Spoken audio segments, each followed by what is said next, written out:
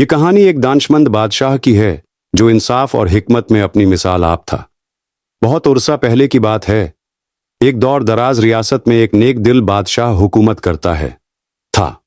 وہ نہایت منصف مزاج اور عوام کا ہمدرد تھا۔ اس کی عقل و دانش کی بدولت ریاست میں خوشحالی تھی اور رعایا اس سے بے حد محبت کرتی تھی۔ ایک دن بادشاہ نے فیصلہ کیا کہ وہ بھیس بدل کر اپنی ریاست کے مختلف علاقوں کا دورہ کرے تاکہ عوام کے حالات کا خود جائزہ لے سکے۔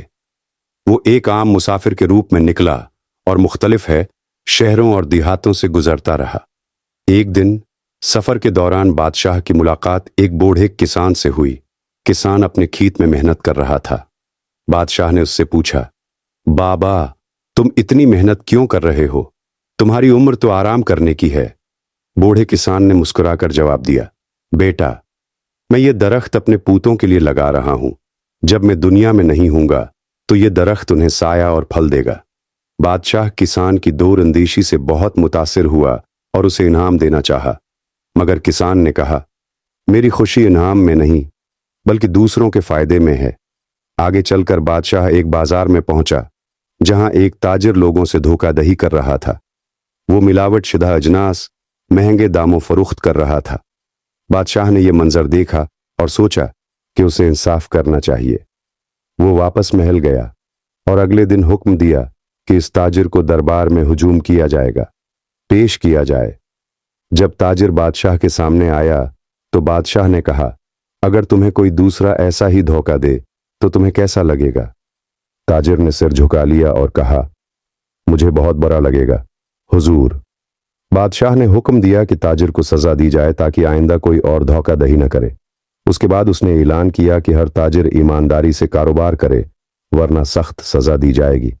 ایک دن بادشاہ کو خواب میں ایک بزرگ ملے جنہوں نے کہا، اگر تم واقعی انصاف پسند بادشاہ ہو تو کل تمہارے دربار میں ایک آزمائش آئے گی، دیکھنا کیا تم اس میں کامیاب ہوتے ہو۔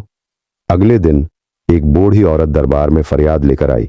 اس کا بیٹا ایک امیر وزیر کے بیٹے کے ہاتھوں مارا گیا تھا، مگر وزیر اسے چھپانے کی کوشش کر رہا تھا۔